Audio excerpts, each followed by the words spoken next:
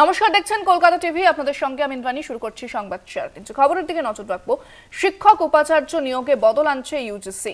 নতুন নিয়মে প্রার্থীদের নেট, সেট, পিএইচডিকেই যোগ্যতা হিসেবে গুরুত্ব দেওয়া হবে। প্রশাসন ও শিল্প ক্ষেত্রের প্রার্থী ও উপাচার্যের পদপ্রার্থী হতে পারেন। চুক্তিভিত্তিক শিক্ষক নিয়োগের সিদ্ধান্ত নয়া নিয়মে।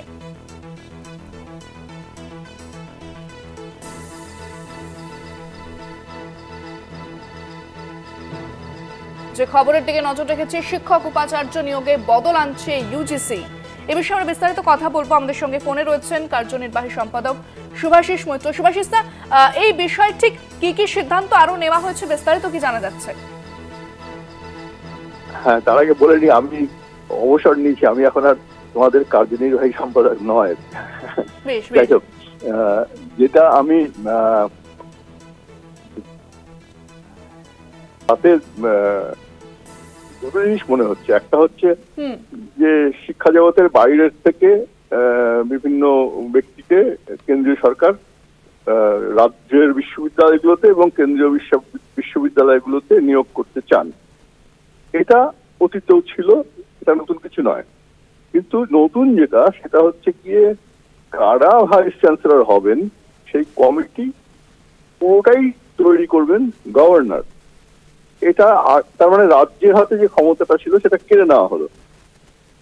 এখানে একটা, আমার ধারণা, আমি আইনের লোক না, একটা সাংবিধানিক প্রশ্ন আসবে, কারণ রাজ্যের ক্ষমতা খর্ব হচ্ছে এতে। এবং এটা কেন করতে চাইছে?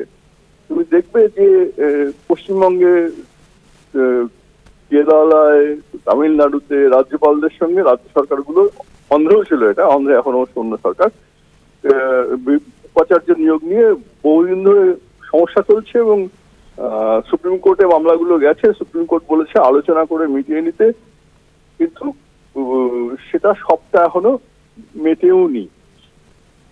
এইখান থেকে এই সিলেকশন কমিটি যেটা হবে, সেটা আগে রাজ্য সরকারের একটা ভূমিকা থাকতো, সেইটা কিনে নেওয়ার কথা। অর্থাৎ মানে একটা অ্যান্টি ফেডারালিজমের ঝোঁক আছে এই আইনটা যদি হয় তার মধ্যে।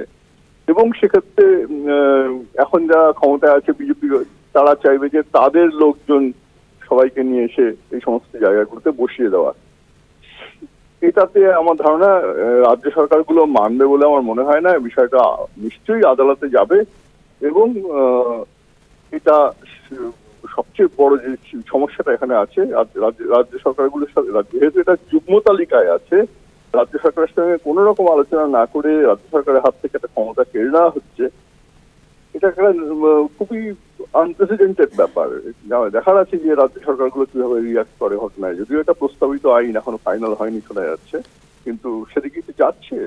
বিষয়টা খুব শিক্ষা ভাবনার ক্ষেত্রে একটা গুরুতর কেন্দ্রীকরণের চেষ্টা, মানে এক জায়গা থেকে সমস্ত এডুকেশন ইনস্টিটিউট আমি কন্ট্রোল করব, এই মানসিকতা রয়েছে এর মধ্যে।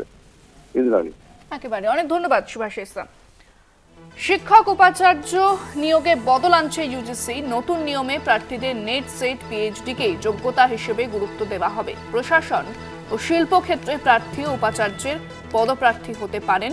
চুক্তিভিত্তিক শিক্ষক নিয়োগে সিদ্ধান্ত নয়া নিয়মে।